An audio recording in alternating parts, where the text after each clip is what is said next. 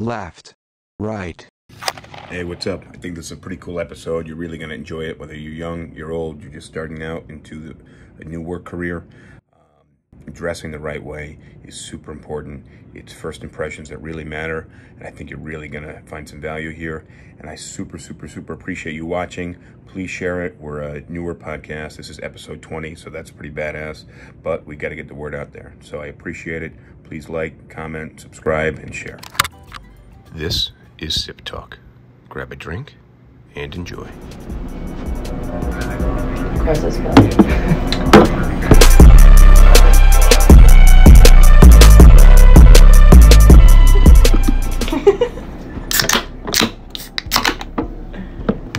Cheers. Cheers.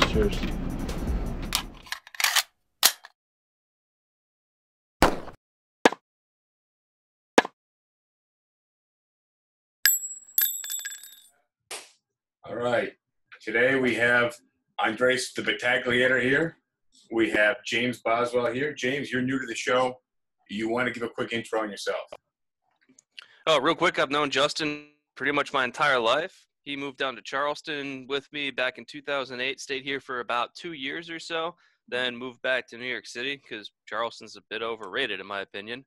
I'm still in Charleston right now working in public accounting, also referee soccer professionally, and am working towards the CPA and do a good bit of stock trading on the side.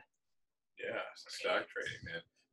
So how far away are you on this from being a CPA? I'm just curious because I was asking myself that last night. Got probably about 25 to 30 more credits to do, and I got to pass the exam. But I'm doing pretty much all the CPA level work without signing my name on it. Okay, yeah. Well, I mean that's how it works, I think, right? For in the beginning. Yeah, we got a number of people in the office that are like that, where they're doing pretty much all the work and just having the CPAs review it and make sure that they're cool with it. But I'd say that a good portion of the work that our office turns out is going to be done by people at my level or slightly higher, and then we'll ask the tough questions to the partners, and the partners are going to look through it, review it, and if they're happy with it, they'll sign off on it. But most of the work that we're turning out is done by people at my level. Cool. Andres he's blossoming right now. He's a caterpillar when it comes to real estate. He's working on getting his butterfly wings. Would you like to elaborate on an introduction for yourself, Andres? I mean, at this point, you guys know me. You know who I am.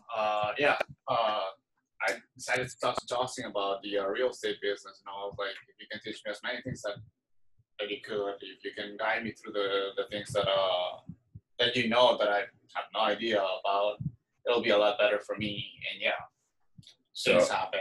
Beautiful things came out of there, and you know. So right now we have, because the state is shut down for basically all licensing activity, Andres is basically able to help transact. He's not able to show apartments, he's not able to negotiate leases, but because we have to do so much remotely, he's basically providing like video tours and all the digital information that we need, and helping with correspondence, because you know that as somebody who gets a couple hundred emails at minimum a day, most that require attention, it's nice to be able to have somebody else to help. And he's learning the ropes literally every single day. Just super key, coming in handy. So it's awesome, and it's super opportunistic time given coronavirus. So let me just ask you. So you're in Charleston, we're in New York. Has your city been slammed as much as ours has? So we were doing pretty well until about sometime between Memorial Day and July 4th is when things really started taking off. Now, we shut down for about 6 weeks to 2 months starting in mid-March. And, yeah, mid-May or so is when we started opening back up again. Things started off okay. I think a lot of the problem came from with the increase in tourism, because Charleston is such a big tourist town. But during the first shutdown, when we were really locked down and my entire office is working from home, I don't think that anybody in our office was really affected by the virus. But in the last 3 weeks or so, we've had more than half the office either get coronavirus or be exposed to coronavirus and have to work from home while they're awaiting test results. More than half. Probably about half. We've That- had, out of about 25 employees, I know that we've had, I think, 3 people test positive, and we've got another 4 or 5 right now that are waiting on test results. And we've got 2 or 3 people that are probably, that I think, tested clear and can work back in the office. But while the partners want us there, they've given everybody the option to work from home, and most people are taking that. I kind of split my time 50-50. Well, it's nice to be able to get out of the house and be able to get out of the house. So, you know, one of the things that we talked about, that we were going to talk about today, was what you wear at work, work attire, professional clothing. Let me just ask you this. When you're working at home, what do you wear? Do you get dressed up, or you just like get out of bed and go to work? I just roll out. When I was working at home, yeah, I would just roll out of bed and whatever I was working. Like, usually I'll sleep in just underwear and a t-shirt, so just throw on a pair of gym shorts or whatever, and break out the paperwork and start cracking away. See, I can't. Because who cares? Like, no can't- one's looking at me. Understood, but I think maybe it's like an OCD thing for me or something. But I can't like sit and work in like underwear or, you know, something like that. I got to get up and take a shower. If I don't feel like 100% like in work mode, I'm incapable of. It's definitely like some weird OCD thing, but I can't work unless I'm like showered, I've gotten dressed. So I'm you know, I thought maybe you'd be the same, but I can also see you just. No, well, part of it is I shower before I go to bed every night, so I don't shower before I go to work in the morning because I'm clean from when I went to sleep. So, and also, in my opinion, that's a theory that only works on 7-year-olds. Adam would disagree with me, so Adam is very much on your side. But I will say, I'm guessing you don't sweat as much as I do. So no, I've got air conditioning, and also, well, Adam also gets to make the case that he's very clean from a shower because he takes 45 minutes in it. At least. Yeah, we know as people who have waited nearly an hour for Adam to take a shower. I don't know what he does, but the guy is in there for almost a solid hour without fail. Not a quick rinse. Let me rinse. I'll jump out, dry off, switch clothes. I'm out in 7 minutes. But like a solid hour. Like we need snacks in the other room or waiting on this. Yeah, there was a time that we actually went to a bar and we texted him at 6 o'clock and we were like, Adam, we're at this bar, Harlem Public, the bar that we're going to hang out. And we were waiting and waiting. He was like, yeah, I'll be there, guys. I'm just going to go take a shower. And we kept waiting and waiting. I was like, fuck it, let's just go to another bar. Fucking 7:30. Like, let's just go to another bar because we were just there sitting and I think we even ordered him a drink. I'm sure we drank it at that point. And exactly. Yeah. We just drank it, and then we went to another bar.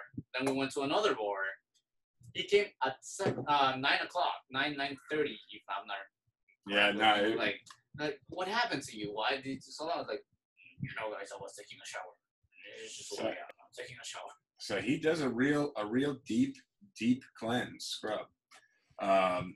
So the reason I started thinking about the clothing thing was I've been pushing to hire now because got a lot of people that aren't coming in. Got a lot of most of our older crowd is not showing up because they're literally terrified to come into the office, which I understand. And then we got a certain number of people that are just content. They weren't making too much money closing deals, so they're making unemployment. What's that? You can't hear me? Oh, okay. Well, I don't know why that is. You're coming clear on my end, so I'm glad I'm coming through clear on your end. So you can't hear it at all? Hang on. So we got a technical issue on. Oh, we can't hear you. Well, turn up your volume first off, and I don't know. Maybe you're covering the microphone. So with your finger on the bottom, try to hold it from the side without bracing your finger. Either way, I've been trying to push hiring lately. Because we need people. A lot of people aren't coming in. And somebody hit me up on a Facebook ad that we had, and he said he was interested. And I said, hey, I'm free this afternoon at 2 o'clock. You can swing by. Otherwise, I'm happy to schedule later in the week. But obviously, if I have free time now, and I'm going to hit somebody back right away, things happen fast in the city. The guy said to me, well, I don't have any professional clothes right now. I don't know if I can come in for an interview. So I said, man, as long as you feel, as long as you feel comfortable, I'm okay with that. I'm wearing shorts and a polo. And the guy came in and he had like a Henley on or something like that. And he looked reasonably professional. No collar. I mean, for me, I think if you're going to go into an office, you should have a collar on. That's kind of a personal rule. But what's your thing on interviewing? Because you told me before we jumped on here that interviewing, the last time you wore a suit and a tie was to the interview to your job that you have now, and that was the last time you wore it to the job that you have now. That's absolutely correct. I retain the old school thinking that you should dress for the job you want, not the one that you're interviewing for. So unless you're applying for some kind of like blue collar job where you're working in manufacturing, where you're going to be getting dirty every single day, if you're applying for any professional kind of career where you're working in an office or whatever, I still think that the best bet is to wear your best suit and show up put together, because at worst it signals that you're serious about it. At best, people are going to see that you can put together a decent outfit and be presentable, and that you put in effort and that you care about this interview. Now, since I interviewed for the job and got the job with the office, I don't think I've worn a tie a single time. There's been maybe once or twice when I've worn blazer over a button-down shirt with no tie when I've been meeting with a client. But I'd say 99% of the time that I'm in the office, I'm wearing either a good pair of khakis or a dark pair of slacks and just whatever color button-down shirt I feel like wearing that day, no tie. On Fridays, we can relax it a little bit, where usually really all I do is I just wear a slightly more comfortable pair of pants and untuck my shirt. But our firm's policy has always been dress for what your activity is that day. So if you're meeting with a client or whatever, maybe wear something a little bit nicer, maybe throw a blazer on there. I've really only, even at the partner level, the partners at my firm, I've only ever seen them wear suits or ties when they've been doing something where they're facing the public, not necessarily a client. But if they're doing a forum, or some of them are on different board of trustees for either nonprofits or businesses or whatever. So when they go to those meetings, they might dress up in a suit. Or if they're doing something where they're presenting to a college, sure. Yeah, but even when they're meeting with clients, they aren't dressed up, because I don't know. Maybe Charleston's different than New York in that respect. Well, Charleston is hotter, but let's just circle back to the interview, because I think that's a really big thing, how you dress for an interview. And I interview all different types of people. So I get people that pull up in, ripped up jeans, dirty shoes, t-shirt. And, I have a bit of a problem with that. And then, I have people that show up in these big baggy suits, and it's like their father's suit or like their first suit bought right off the rack. And well, that's better than baggy like torn up jeans or dirty clothes. I agree. Can you do that ice real quick? No, but then again, it also comes down to, you're a salesperson, especially on our business, being a salesperson. If you go to your client wearing ripped jeans and baggy clothes and whatever, what's the impression that you're actually sending? Because for me, the first impression is what matters. That's how you actually close the deal. That's how actually you get to know that person. And if that person sees you with a clean shirt, you don't need to wear, especially in the summer in New York, you don't need to wear pants, but like a good pair of clean shoes, clean sneakers, clean shorts. That sends a message that, okay, if you give me money, you can actually trust me with that money. Well, but again, I think the suit is overdoing it a little bit. And when I see somebody that clearly spent, minimum a few $100 on a suit, and it's big and it's baggy and it doesn't fit well, for me, I kind of, I feel bad, because I know that person obviously probably doesn't wear the suit on a regular basis, otherwise it'd be better fitted. But they spent the money on the suit, probably as an interview suit. And typically it's a black suit. They're wearing a white shirt. They take the suit jacket off, they're going to look like a waiter. But my advice to anybody is, slim cut, and I would do just the slacks and a button-up shirt with a tie, or drop the tie if it doesn't, it looks decent, and get a second opinion. I think we all have like that friend that is really good with fashion. Yeah, find your friend. Yeah, find your friend and be like, listen, I know that I'm not good at it. Can you please just come with me and guide me through these things? I think like in every circle there's this guy that has like a fashion sense. Yeah, but you also have to be like, but, man enough to be like, listen, hey, can you help me out with that? And that's something that I think. but I want to also add that just skip the black pants and white shirt, because I that think gray suit is almost always superior to a black suit. gray suit, 100%. It goes with everything. Either gray suit or a navy blue. Navy blue, you're Yeah. good, but black, you think you're in the IRS, the FBI, Men in Black, or you're a waiter, and Or you just came from a funeral. or you came from a In funeral. which case, So I think black, there's a million ways to go wrong. Whereas navy blue, you're good, and then so what I like to do when I get dressed is not have to make choices and just be able to grab whatever. So if you ever see me and it's below 70 degrees, I have on navy pants and a white button-up French cuff shirt. Typically not a tie. If it's the summertime, up until recently, I did navy shorts and a white polo, but now I just changed it up and I bought another dozen black polos and a half dozen khaki shorts. And that way I can just, every day it's the same thing. And then on the weekend I can wear whatever I feel like wearing. But I like just having a go-to. And then my hack is also the French cuff. French cuff shirts usually don't cost that much more, but you're wearing a French cuff shirt next to somebody who's got a barrel cuff or any other type of cuff on their wrist, the French cuff is just classier. always. And you just look like the boss. Yeah. It's a weird thing, but if you're seated next to somebody and you got French cuffs on, they have the same exact thing with a regular cuff on, you look like the boss. And they've gotten easier to find over the last couple of years. They've picked up in popularity. It's the only I think shirt it's I wear. always been popular. French cuffs have always been popular. I think they're becoming a little more popular. I think. Probably aspect happened. Like I've always seen persons that I look up to, or when I was actually learning how to dress myself. Like, okay, there's this person that is actually wearing a French cuff, and if he's wearing a French cuff, therefore he's like wearing a fit, so that it was tailored to him. So on the tailoring thing, obviously, if you can get a bespoke suit, which means it's made for you, that's the way to go. You're dumping thousands into that, though. Well, and I'll talk about the thousandth thing in a second.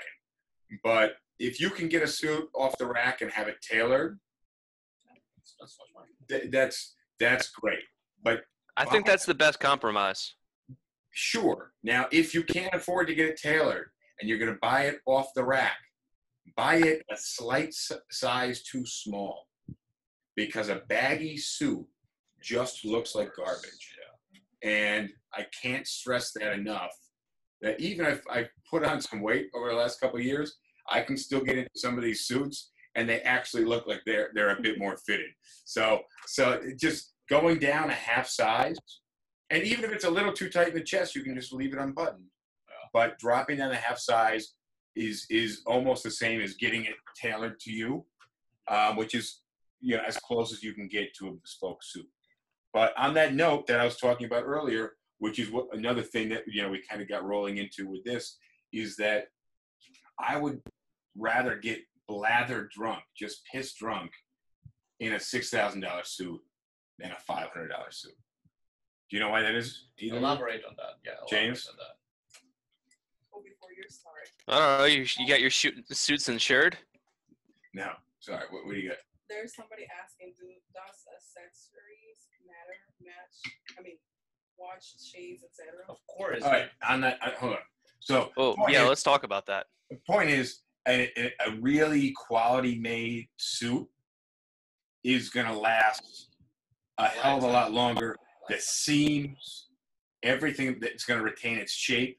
So if you end up, like rolling around on the ground in a $6,000 suit, it'll last. Whereas if if you try to sit down in a $500 suit, you may bust out the ass or bust out the knee or bust out the elbow, and it's done. If you bust something, especially if it's not on a seam, you're screwed. But I can just,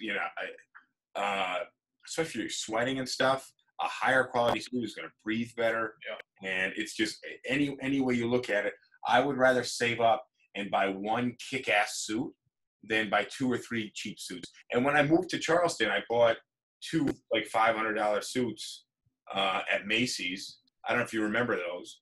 And I used those as my interview suits, and I would walk up and down the streets every single day with these stupid suits on. But a suit is really in the middle of August, and people looked at you like you were insane. Well, that was my thing. I'd wake up in the morning, like 7:30, 8 o'clock. I'd go for a swim at the pool, and then I'd sit at the pool, and I would send my resume out to as many places as I could. Then I'd come back, I'd take a shower, I'd put on a suit, and I'd walk up and down every street and drop off my resume at different businesses. Which, if anybody's looking for a job and they don't follow that schedule, I don't think they're looking hard enough. Yeah. So to the thing, dropping your resume off in person is an art, because a lot of people are just like, bro, there's the fucking internet. And, you're like, well, I've emailed a lot of people. I'm just hoping to put this on a manager's hand and shake their hand. But I really think there's an art to doing that. And it takes some balls. Yeah. Because you're going to a place, you don't know anybody. Yeah. Half the time, the people that are there don't know what to tell you. They're like, I applied online. But I really think there's an art to putting your resume in the hand of somebody who's going to be reviewing it and shaking their hand. But I would walk up and down the streets, and it's 90 degrees outside. I'd wear a suit, and sometimes people would be like, dude, you're having a suit on. Yeah. And I was like, yeah, but I'm covered in sweat underneath. Yeah. And you can't see. But I'd rather have a suit jacket covering up the sweat than just have a sweaty back walking around. So after a while, I just went full Miami Vice style, which was a T-shirt under the suit jacket. But James, what were you saying? You guys wanted to comment about accessories. I'm not a big accessory guy. I do French cuffs, and that's about it. But on you. So personally, I don't think you want to overdo it, but I think having 1 or 2 small pieces to add to a look will set you apart. Back when I was dressing up, I was a substitute teacher for a while, and I looked really young at the time, so I had to dress way up to not look like the kids. Well, you look young, and you were young. So you look young now. You were young back then, and you could have passed for a high schooler.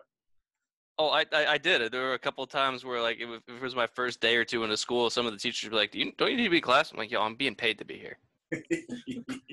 So I put a lot of effort into expanding my wardrobe and learning how to dress properly there, so that way I would set myself as far apart from the kids as possible. Yeah, and especially now that you have the internet where you can actually look for all these things. Back then, you didn't have the internet. Yeah, you didn't have it was 8 years ago. The internet still existed. Right now you have all of these things. So okay, but so accessories. What was the full question? Sorry. The person was asking about accessories, if they can shoes, or watch. What about that? So okay, so we'll start with the basic suit, and I got a question for you guys to hone in this question here. Now you got a basic suit, so you got the pants, you got a button-up shirt, and you got a jacket on. What's the first accessory you go with? James, go first. I like adding color. Instead of wearing a basic white shirt, wear something that goes with your body, with the color of your eyes, the color of your hair, the color of your skin. Find a shirt color that goes and kind of matches with the suit color and everything else. And the other thing that I like to do to add color to an otherwise bland look is, I think an easy one is have fun with the socks. God, it's fucking socks. That's a whole different thing. I hate the sock thing, but some people love What? it. Yeah, I love the sock game. Yeah, sure. But for me, something that's super basic and it's a staple of it should be a staple of every man is shoes. Your shoes. Oh, That's this guy loves shoes. This guy loves shoes. Yeah, that's an accessory for you. And whatever shoes you're wearing make sure that the same color matches to your belt. Oh, If you're belt and wearing shoe. black shoes, don't wear a blue belt. Don't wear a brown belt. Get a fucking black belt. If you have a watch, the wrist of the watch has to match the shoes, the belt. And yet wearing metal shoes. What if it's a metal band? No, but Then then you're fine. But if exactly, it's you're fine. if it's a No, you're leather fine. belt. You make sure about those little things. For example, if you wear, I don't know, colors, or if you wear rings or all of these things, make sure that they actually are not the main attention, but like complement to your suit. I think, if you're, I just like to think of an Italian guy dressed nicely. He's got pants on. He's got a jacket on. Maybe a pocket square. When if I have a flat color suit, like a straight navy or straight gray with something without stripes or something, I really like to have a little pocket square. If I have a couple suits that have some lines or patterns. I'll stuff a pocket square in there sometimes, but then it'll just be a white pocket square. But I think if you have quality, if you're wearing a $5,000 suit, you don't want to take attention away from that. Yeah, exactly. And you don't need to distract people with, like a lapel pin or something like The that. accessories are just basically a complement for the suit that you're already wearing. But the suit itself, the well fitted, the well tailored, it has to stand out. And then the accessories are just like a complement to it. Because there's also people that will ruin a good suit by adding way too many accessories. But here's my opinion also on accessories. So I say buy an expensive suit. You can wear the pants with a button-up shirt. You can wear the jacket with jeans, right? Like it's super versatile. But when you're buying accessories, if you're using an accessory that's not going to last you for life, ditch it. That's my opinion on accessories. So Well, that should be true of just about anything you buy. sure, but if you can pass it down as an heirloom, then it's worthwhile. Yeah, like French cuffs. But if it's, I have some cufflinks that I use very seldomly, and I have some cheap cufflinks. I don't use the cheap cufflinks anymore. I only use the good ones. When it comes to a tie pin or something like that, unless it's something that you can pass down, I would definitely skip it. But my first thing would probably be cufflinks because I like to wear a French cuff shirt, and then it would be a pocket square or a tie. But I wouldn't get like pocket watch type lapel pin. No. I think pocket square is good. I think having a good watch is good.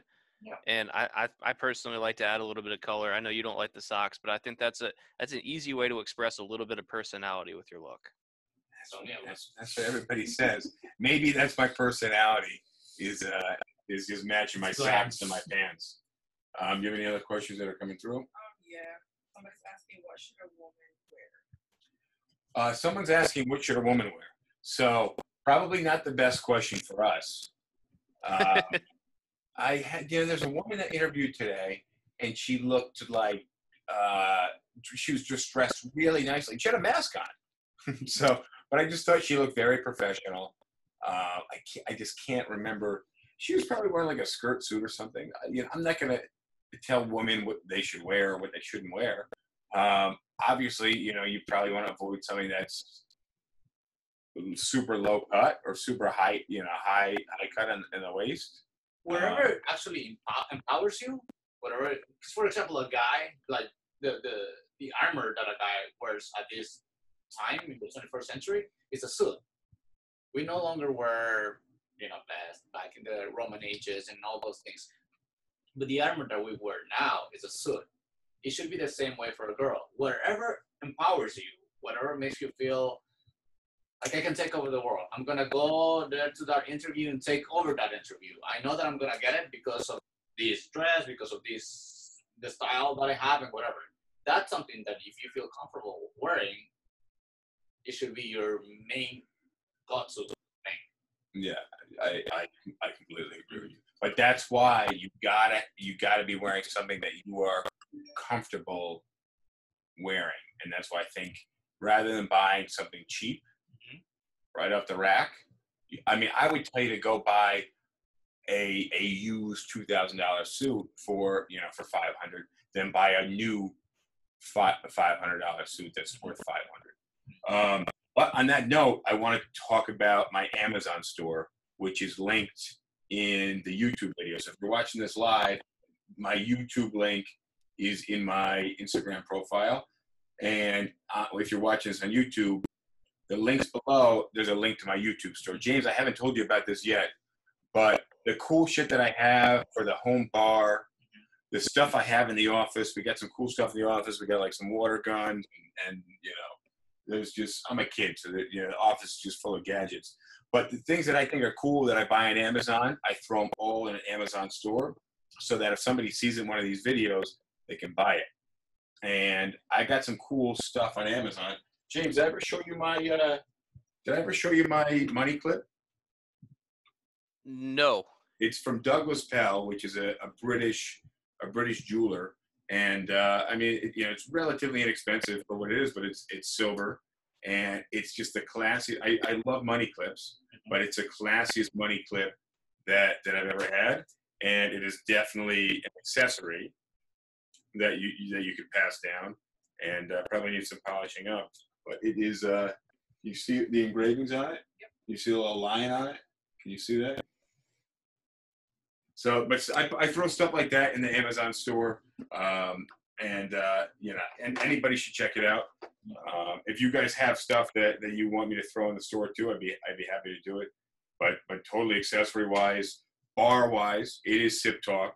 Yeah. So I don't know if I have any decanters in there, but I should throw some decanters in there. We definitely have this spherical ice mold. You got it? No. Oh yeah, of course I got this shit on Amazon. I became a big Amazon user in 2018 when I basically tossed all the furniture in my apartment and bought all new furniture. And James, you've seen Andres, you've seen there's 3 bars in the apartment. There's a Scotch bar, which is mounted to the wall. And then we have the tequila mezcal bar, the one that's got the skull bar. And it's got the Jesus candles on it. And then there's a wine and champagne bar. So, I'm really into the bar stuff, and I have a lot of bar accessories on the Amazon store too, because, to me, that's my pastime. That's my hobby. So, all right, we'll get back to the suit talk though. James, what's your go-to for work attire? I'm curious.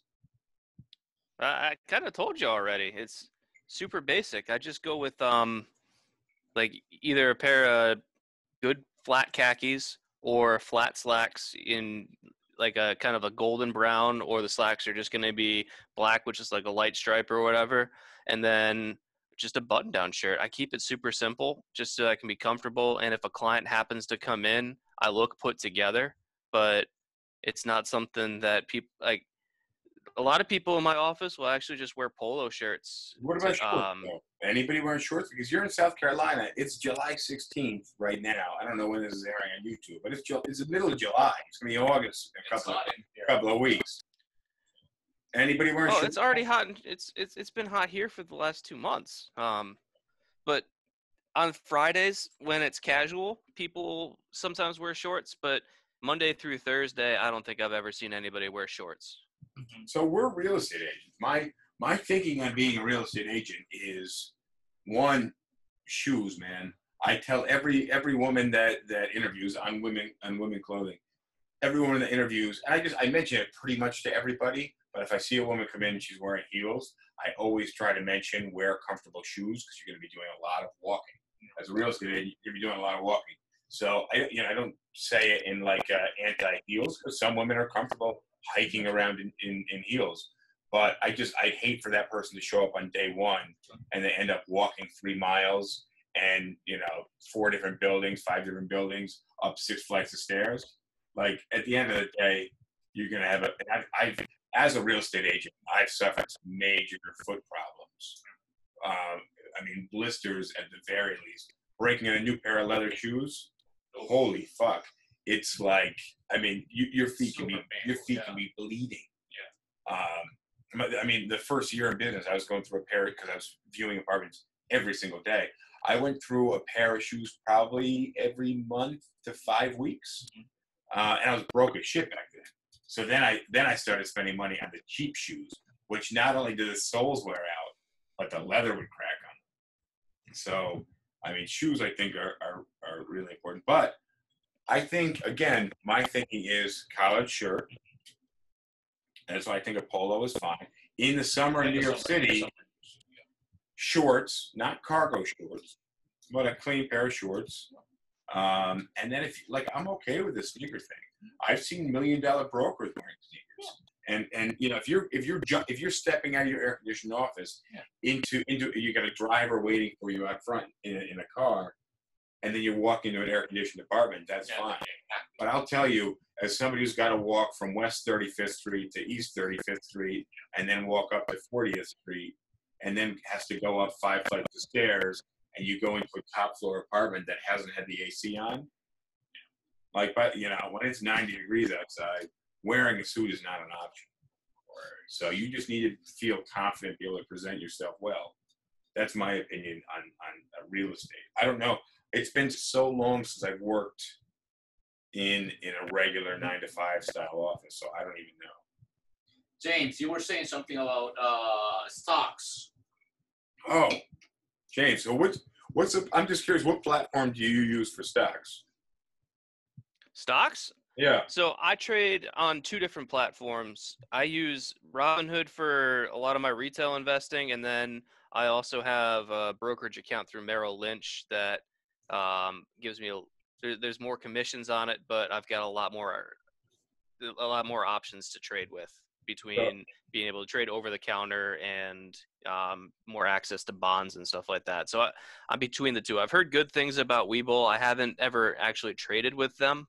But I've considered getting into them. Let's do this. What I want to do is I want to talk maybe the next time you're on here about some of your stock trading techniques.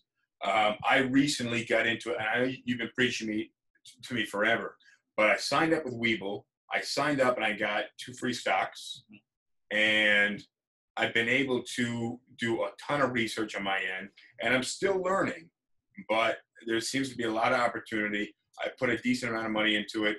I'm up, so that's cool. And you know, I'm still playing around. But I'm offering right now in the link in the YouTube video, or if you go to the Instagram profile and find the YouTube channel, if you click that link, you get 2 free stocks. So I got referred, so I instantly got 2 free stocks on Webull. And I got the 2 stocks. And I put in $100, and from the stocks that I got for free, I was at 212. And that was last night on just those 2 stocks. So they hooked me up with some good stocks. Yeah, I got people in the office that are always giving me tips. But you and I should definitely do one-on-one on the stocks. We talk about some stocks, because I think you've had some good luck.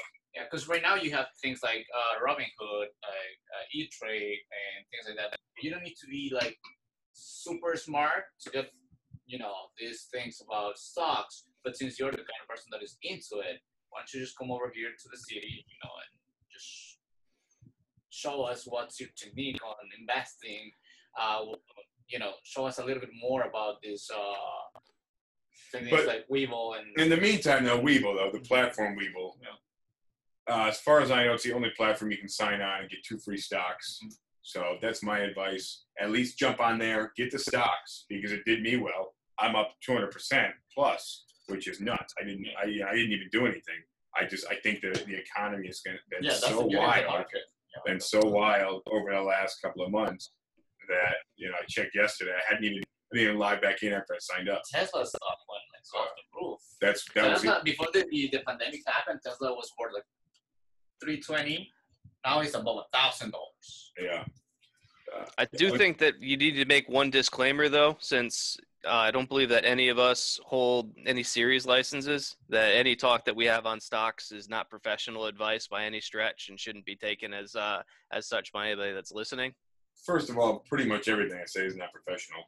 But yes, we are not offering you stock advice in any way, shape, or form. We are not professionals. We are not licensed to do so. We're just speculating on our own and talking about what we do. So I really quick, because we don't have to stay. at a certain point, we're going to run out of clothing type topics. But culturally, how things have changed over the last years. Because when I entered the workforce, before I started working a job, an office job, I had never really worn pants on a regular basis. Even in the wintertime, people used to know me in high school, the guy that just wore shorts all wintertime. James, you know this. Yeah. Didn't matter if it was -5. Well, no, because the way I looked at it is I felt more comfortable. I could get up, move around in shorts, and then But it was fucking freezing. no, but it wasn't cold because we had a garage. So I walked It just said downstairs. it's -5. It was because we grew up basically in the mountains. Yeah. James much more so than I. But I had an indoor, an attached garage. So you walk downstairs, you start the car, the garage is warm. Yeah. You open the garage door and you drive to school, and then you walk 100 feet across the parking lot, and you're in a heated school. Yeah. And then you reverse that to go home. So for me, I never really had to deal with being that cold, except for the walk to and from the car to the school. Yeah. And I felt much more just kind of active in shorts. And as a runner back then, shorts just seemed to, I don't know, free the. Plus, you get more ventilation. How's your leg? Are you still running? I can't. I haven't run a month. My fucking foot is killing me. James, I told you about the heel spur. Yeah, I thought you had plantar fasciitis or something. It's one or the other. And it could be both because basically the pain point is right under the heel, but then it's all through the fascia under my foot as well, and the fascia gets really, really tight when I do anything. But also I have this pain point right in the center of my heel, which is in line, unless they're going to do an MRI or not MRI, X-ray or whatever it is. And there's not much they can do for treatment. They can do an operation if it is a heel spur, but the general treatment is just take time off, which I've pretty much done the entire time, and it's making me miserable because I really enjoy running. And that's what happened. I went out. I hadn't been running too frequently. I went out at the beginning of coronavirus, had all this free time, and I was doing 6, 7, 8 miles a day. And cardiovascularly, I could keep up with it, but my foot is basically fucking broke on the inside. And now James, I told you I got a rower. Yes. Oh my God, best thing that ever happened to me over coronavirus was getting this fucking rower. I can jump on the rower. I attach my little iPod clamp onto the rower so I can watch some YouTube videos, and I just roll away. I run at least a solid 10 minutes. I'm trying to get my average, below a certain number, and that's my thing. Like I've been getting up extra early and just hitting that before 7:30 in the morning, and it that shit gets me going. I'm not promoting any rowers, but But then again, if there's someone actually out there, they get my mind. I got a sick deal. I got a sick deal on this rower. So if anybody wants a rower, I will sell you mine. I'll hook you up in the price. I'll go buy another one on the Facebook Marketplace. I'm still firmly behind cycling. Now, New York's different than Charleston. You can't. Well, that's the issue with New York is you can't get speed, man. You can't sustain speed. Yeah, you just got too many people to watch out for. Too many stoplights. Too many cars. and not enough roads to actually do it. You only have either the West Side Highway and the FDR. Those are the only places where you can actually, ride a bike. You don't want to ride a bike. Oh, the bike path. The bike path. Not on the highway. The bike path that runs Yeah, the alongside. bike path, exactly. That comes alongside those things. You don't want to ride a bike in Fifth Avenue, 6th, No, 7th, you 8th can't Avenue. ride the streets. The streets you But can't do. you're gonna. At some point, someone's gonna open up a cab and boom. I think the loop in Central Park is 6 miles, and it's good on a day where it's not busy. But if you go on a Sunday afternoon in Central Park or ride a bicycle, you're not getting up to speed. Yeah. And God forbid, there's some hills in Central Park where you go down those things and you could hit maybe mid-30s. They're steep as shit. When I sublet off Central Park a couple years ago, I was running these hills. James, you would, oh my God, you and I would like it because you and I really like that stuff. But it's as miserable as it gets because you're running up steep ass hills. And I would just do different sets of running up the hill. But even on a bicycle, I was out there maybe a month ago, and I did 4 or 5 loops Mhm. I did a long loop in Central Park, and there's a high loop in the park that's really hilly. And I did like 4 or 5 loops up there. I was gonna die. But it is. But Have you it's done? not. Have you done city bikes?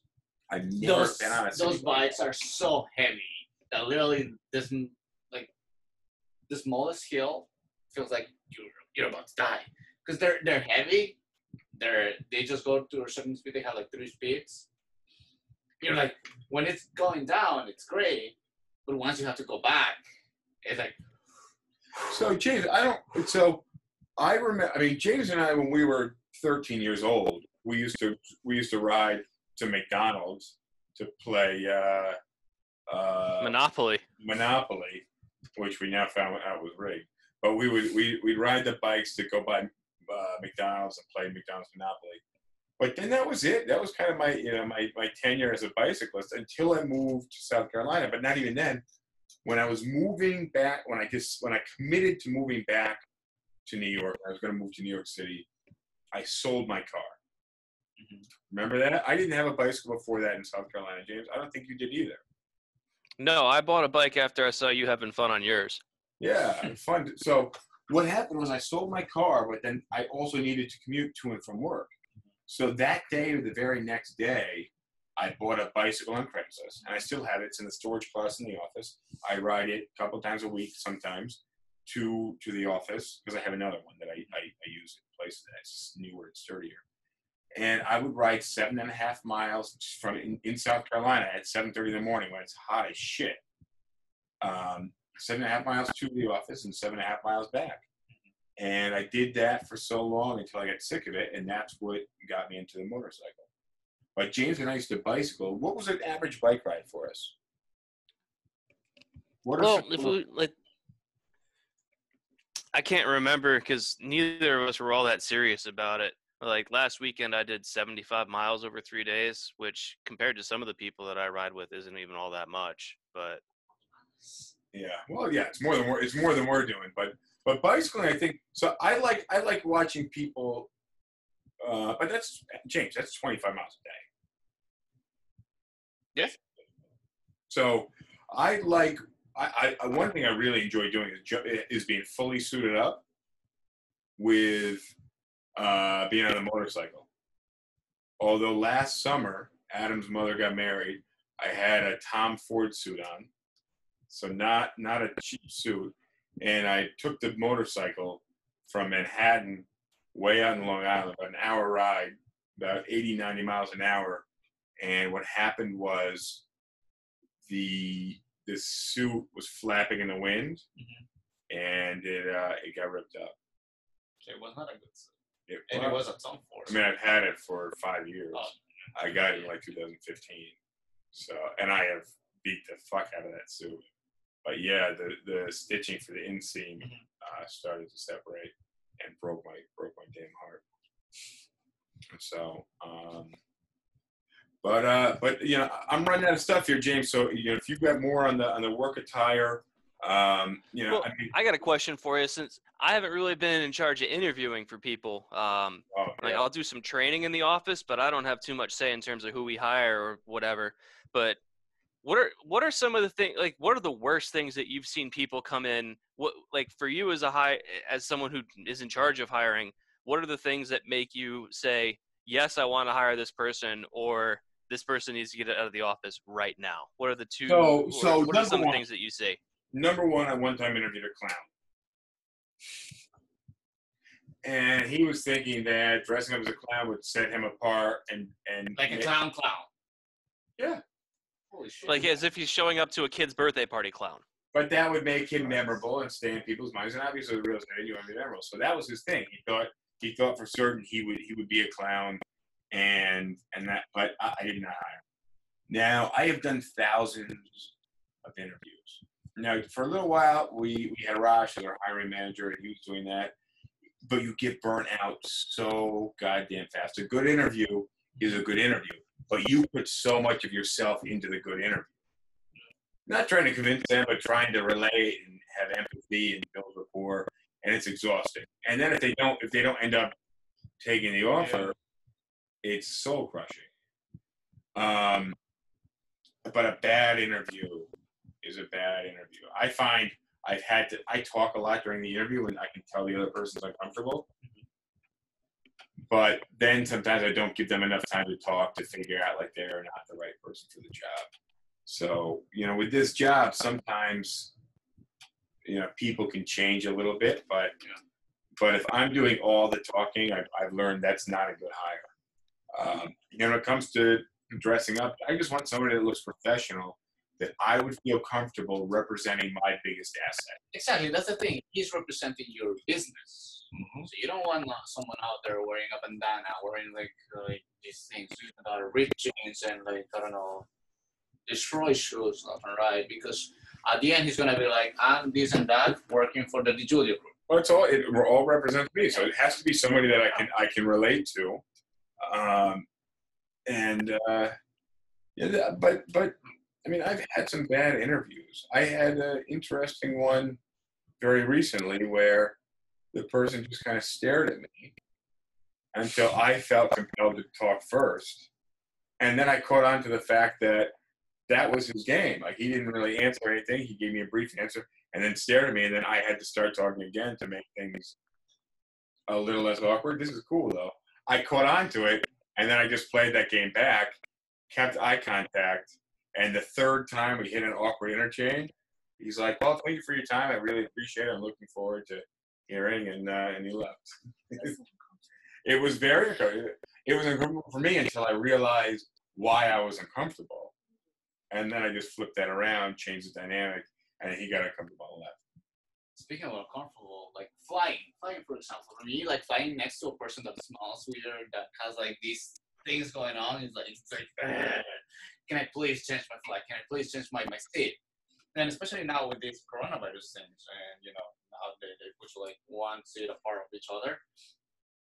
I was looking at my credit card and I was like, what benefits can I get from it? Can I rip some other benefits? You're such a segue artist.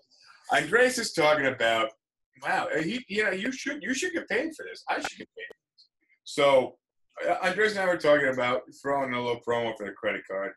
James, my favorite credit card is the Amex.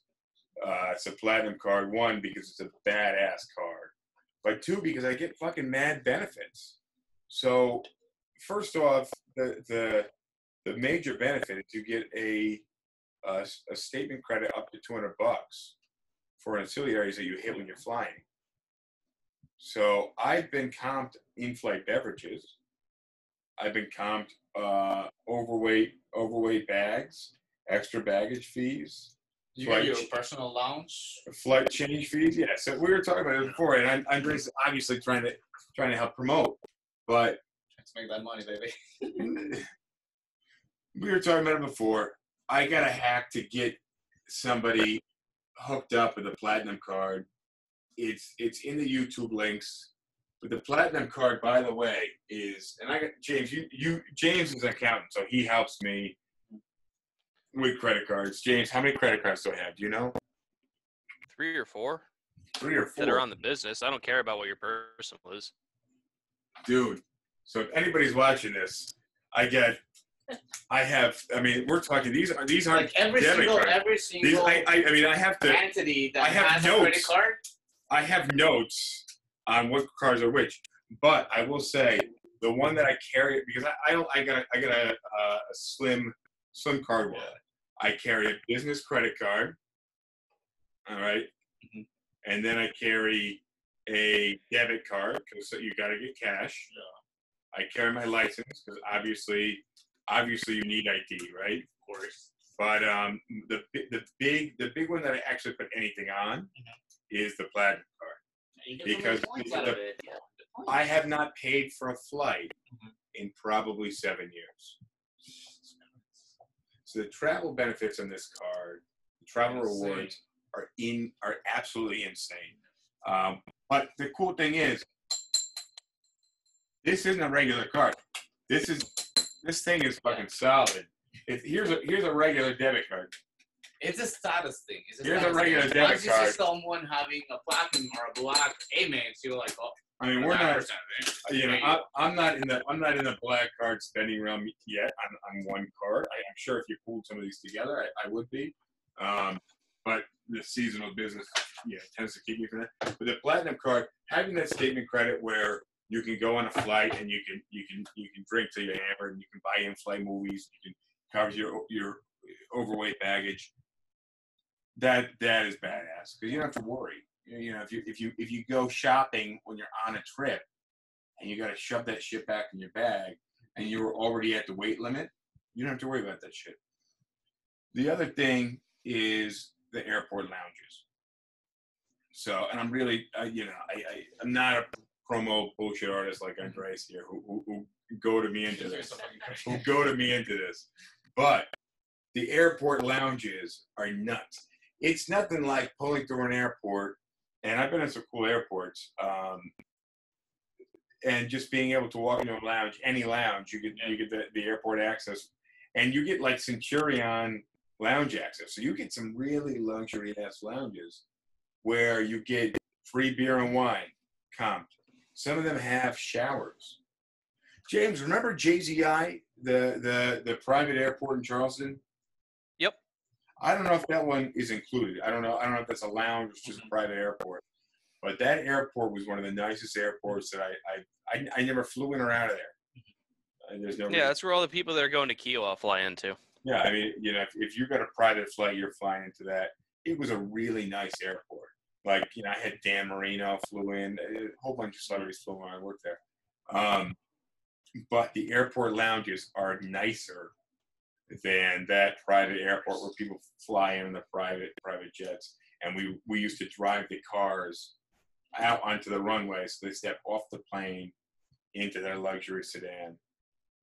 But yeah, that's it on the credit card. Thank you, Andres, for reminding me. Check out the platinum card. James, if you're interested, I think I can get you the annual fee waived, and I know you have good credit. So. Link is in the description below. No, the link is in the description below if you're watching on YouTube. Yeah. But if you're watching, So you think an accountant would have bad credit? Exactly.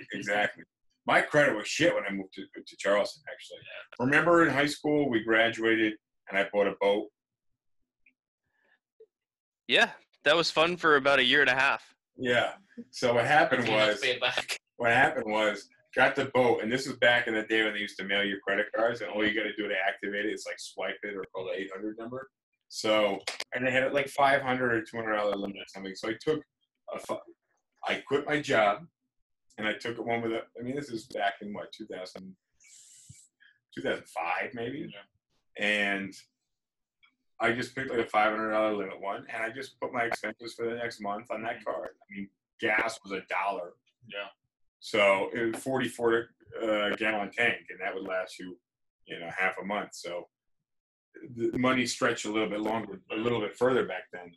But I just put everything on the card, and then when that one ran out, I just opened another envelope, put it in a card.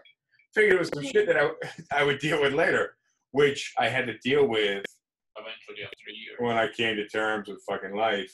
Yeah. Having to buy cars, having to finance cars, having to get other credit cards. And that shit was on my credit for 7 years. So it wasn't until really, I think 2012 that some of that I had cleaned it up before. But 2012, my credit score went from high 500s to low 700s. So, which is wild. So that's what I got on credit cards. Now my credit score can vary quite a bit, but it only depends. Well, it only varies. Coronavirus couldn't possibly have helped for anybody. But my credit score is nearly perfect because I got paid off auto loans. The only thing I know is a paid off mortgage. But I got the bikes I financed the past. The cars I bought outright don't show up. But when you pay off an auto loan, it spikes. I recently sold my car, so my credit score went up from that because the auto loan was paid off. Yeah. I always pay credit cards on time, which is super key. That's the key. That's the most important thing. But the late credit payments, cards, just make sure to pay them on time. The late payments will stay in your credit for 7. Exactly. Late payments will stay in your credit for 7 years. If you pay on time, even if you have a high utilization rate, the credit score varies monthly based off your utilization rate. So if you pay things off 30 years later, your credit score is going to jump again. But if you miss a payment, that's on there for 7 years. So I'm about to wrap up though, James, if that's cool with you. Any Fashion Novo tips you'd like to add? Still just say color, add some personality. The 2 tips that I gave anybody when I was giving them advice as to what they should or shouldn't do, I think you can boil it down to 1, wear an outfit, not a costume. Like you can be too dressed up or whatever. But yeah, wear an outfit, not a costume, and introduce some small level of imperfection into what you're wearing. And that can be done through accessories or what. But I think that you don't want to be too perfect because, again, like you want to look put together, but at the same time, you can't be trying too hard and make it look like this is all you've got going for you. I got a parallel for you on that. So furniture sets. If you're furnishing a house or an apartment, I get this advice all the time. Don't buy the set. Buy pieces you like with a similar style and put them together. But if you buy a set, you're going to look like a JCPenney catalog, and which, is probably not, it's a little cheap looking. But you're going to look like a JCPenney catalog. If you buy pieces you like within a similar style and put them together, it's going to look cool, and it's going to be your personality. The reason why there are sets out there is because there's people that actually have no style, no sense of style. So if you buy something like a piece from this side and a piece from this other side and a piece from this side, and you don't correlate them together, it's gonna look completely different. Again, if you're fully inept, my advice is rather than buying the set, just find a friend to give you tips. At the very least, go to LinkedIn and type in interior designer and ask for help. I would also say don't be afraid to take risks. Yeah, I mean, remember though, in South Carolina, when I was there in Charleston, I was watching a lot of Miami Vice, and I was but we're sweating not so Miami. much.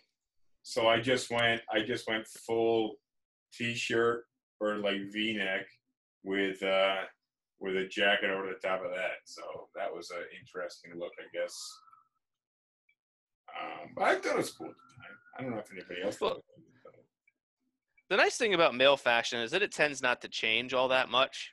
Oh my God. Female fashion, I can't pretend to understand, but it seems like that kind of goes through cycles or whatever. Whereas male fashion, like a well-fitting suit and a well-fitting button-down and a good tie, that's been around for what, 150 years? Relatively unchanged. The only thing that you really see is like the size of the lapels will kind of cycle up one way or the other, and the bagginess of the suit. Yeah. Yeah, and like the 80s baggy suits were cool, but not anymore. You also have to understand the body type that you have. If you have like a wide body type, get wide lapels. If you're skinny and slim, get slim lapels. So I can't pull off. That's a good point. And let's wrap on that. The cut of the suit. I can't pull off a thin lapel. I'm not a lean guy. Mm-hmm. And thin lapel just draws attention to the fact that like my body doesn't, even in the lines of my body, like the silhouette, the contours of my body aren't thin. When I get a nice, I like a peak lapel, and I like a wide, like 1970s, like old school peak lapel. To me, it just makes me think Batman. Like I don't know why, but that's just always been my thing. But I like a wide lapel. Now, I got some European friends that are obviously Europeans are leaner than Americans. Yeah, we all know that. Here, throw that back on. Do one more. But they can get away with the thinner lapels and the thinner tie because of their body type, the way that I mean, James, you know, Alfie's got a like skinny ass tie on. James, you've met with Alfie, right? Who? Alfie. What's it all about, Alfie? Are you talking about the movie with Yeah. Jude Law? Yeah, it's a good movie. Jude Law. Yeah, he's got a thin lapel. He's got a skinny ass tie on.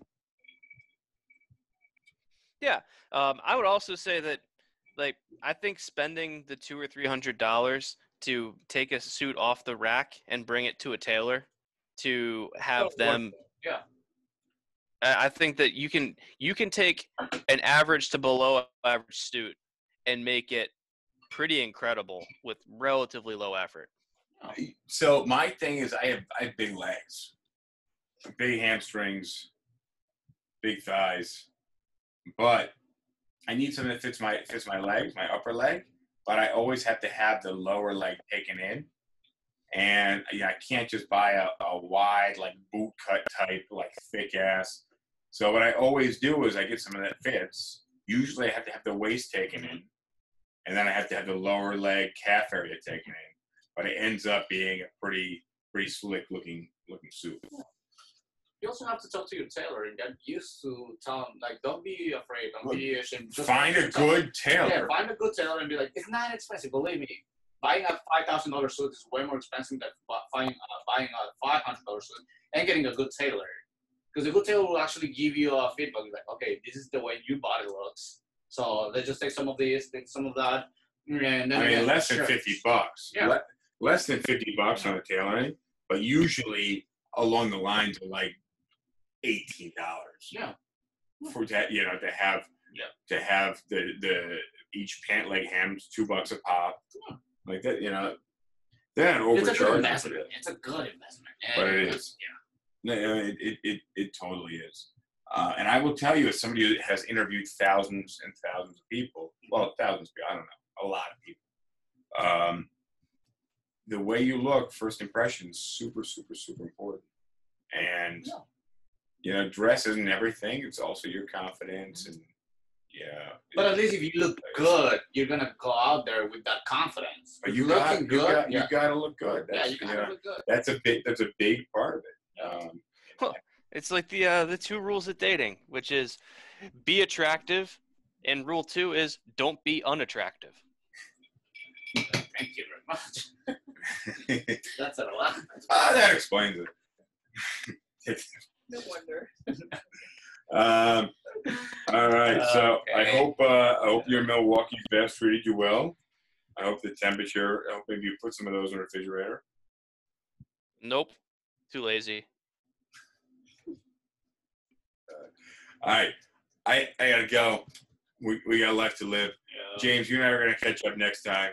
We're gonna talk about living together in South Carolina, and we'll catch up more. But thank you for Yeah, I got a couple ideas for next week's topics too. Well, so. don't let's not even talk about it. We'll bring it up.